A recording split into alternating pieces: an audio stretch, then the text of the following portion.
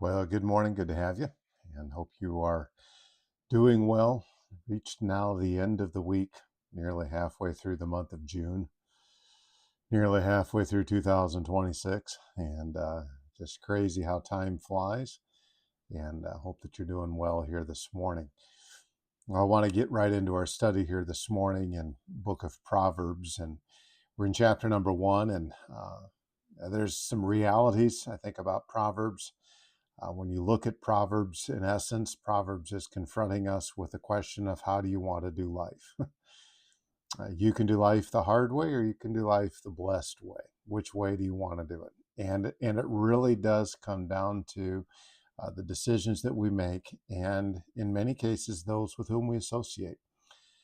Throughout the first 9 chapters, you find a significant contrast with the path of the wise and the path of the wicked. And the reality behind this seems so obvious, yet, for whatever reason, still quite deceptive. Not everybody wants to do right. Not everybody is interested in your uh, good and in your best interests.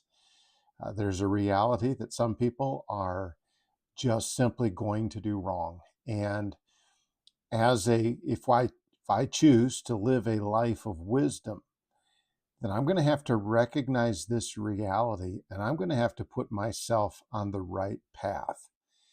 And there are times where that path is going to be very tempting, where there's going to be a lot of pressure to do what is wrong. And there's going to be times where it seems as though doing wrong is going to be advantageous. I'm going to gain as a result of it. And in this opening section, so to speak, the writer of Proverbs, and we presume maybe Solomon's still here, looks at it and says, okay, wait a minute. You have to make a decision and take a stand. And that means you need to recognize that at times there are influences in your life that are not right. And these influences are going to try to tempt you to go down the wrong path, offering all of this pleasure and all of this gain. In reality, it's going to lead to death. And so the question is, how do you want to do life? Do you want to do life God's way or man's way? And that really is the essence of Proverbs. Now, he begins in verse number 10 of Proverbs chapter number 1, and he presents a situation of sinners, wicked individuals who are enticing. In other words, they are putting a pressure on you. Okay, so my son, if sinners entice thee or if they are pressuring you, consent thou not. Okay, in other words, do not be willing to go with them. Okay, don't follow this. Don't agree with this. Okay, well, what if they put a lot of pressure? And that life, by the way, there is a lot of pressure. And the notion that only teenagers are the ones who face peer pressure is ludicrous. We face this all the time. Don't go there. So here are sinners, wicked individuals who are urging and pressing you to do wrong. Don't do it. Not everybody is going the right way. If they say, come with us, let us lay wait for blood, let us lurk privily for the innocent without cause. Let us swallow them up alive as the grave and whole as those that go down into the pit. We shall find all precious substance. We shall fill our houses with spoil. Cast in thy lot among us. Let us all have one purse. Okay, so here's what these guys are saying. Hey, man, come join us. Let's hang out. We're going to wait for innocent lives. We'll take their lives and we'll take their possessions. We will be able to find all sorts of valuable things, man. We will fill our houses with spoil. Hey, you come with us and you are going to get gain. You're going to be better as a result of this.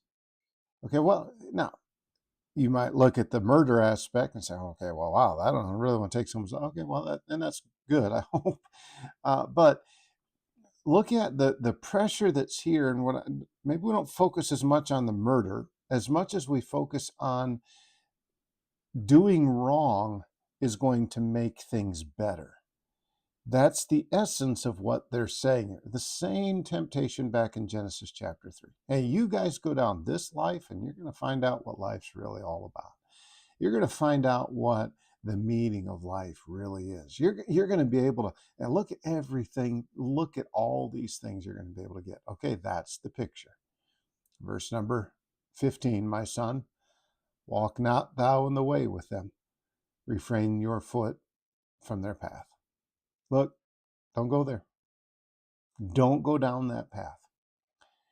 And it's like, okay, obviously, if I'm going to make this decision to live a wise life, then I'm going to have to recognize this is a road here I don't need to go down. And these people are not my friends. These people do not have my best interest in mind. And he goes on and he says in verse 16, and here's the reason, for their feet run to evil. They are just quick to engage in wrong and make haste. They're quick to shed blood. And they'll kill someone over it. And there's an interesting statement that at first glance might seem disconnected. Surely in vain the net is spread in the sight of any bird. When I first read that, I think, okay, well, so if you're going to hide a net to try to trap a bird, which was a common practice then, if you're going to hide this net, then you got to be very secret about it. You can't just put it out there in the open because the bird's going to see it. I don't know that that's actually what it's meaning. I think the better understanding is this. The bird is going to only see the food and is going to not pay any attention to the danger that surrounds that bird. All he can see is the food. All he can see is the good time. And so he is absent-minded when it comes to the net and the dangers of the net. And so the result of that is he's going to go and he's going to get that food and he's going to get trapped and he's going to lose his life. Okay, that makes more sense with what follows. And they lay wait for their own blood. They lurk privily for their own lives. All they can see is all the money or the goods that they're going to get, and they do not see the danger behind it. So are the ways of everyone that is greedy of gain, which taketh away the life of the owners thereof. Here's a person whose decisions are fueled by and motivated by greed, by that desire to acquire more. And by the way, whenever you get that more, you're still not going to be happy, because our joy, the joy of life, is not going to be wrapped up in the things that a person possesses or does not possess. And so here's a scene where this individual is pressured by wicked people to come join, to be a part of this good pleasure, this fun. And you're going to gain so much by this. Man, come on, have fun with us, man. Come on. You know, look at this. He got some immediate joy. Look at, oh man, look at all the money. Don't go there. In fact, it's a trap that they don't even see. And it's going to take their life. You know what breaks my heart is to watch people making these decisions all the time. They're mindless of the impact of their decisions. They're focused on one thing. And if you try to correct or you try to instruct, remember verses 8 and 9 last time? Oh man, no, don't tell me. I know what I'm talking. I can handle my own thing. I know I know what I'm doing. I know when enough's blah, blah, blah, blah, blah. And he goes on and on and on. And here the Proverbs is saying, look, don't do this. I'm telling you, this is what the outcome of this lifestyle is. So you need to recognize that and don't get so focused on the immediate pleasure that you turn a blind eye to the danger that's about to take your life. That's what this text is telling us, and it's necessary that we determine to live a life that is truly pleasing to the Lord, to live a life that is making right decisions. And I challenge you to do so. Um, how do you want to do life? That really is the question that Proverbs is asking us.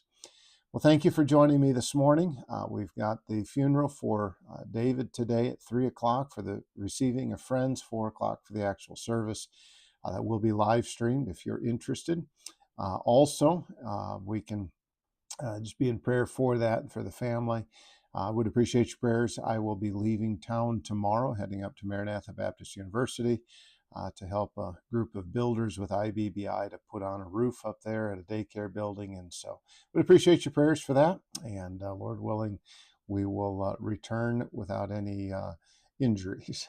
So we should fly out tomorrow morning. I think we fly out of Charlotte around 8 and get up to Milwaukee, Wisconsin, and then eventually next Saturday we work our way back, and I think 4:30 or so, something like that. So be faithful, be in church on Sunday. Don Lawing will be preaching. You'll enjoy that, and he's a great man. I appreciate his willingness. God bless you guys. Lord willing, I'll see you, I guess, in a little bit over a week. All right, take care of yourselves, and God bless you guys. Thank you.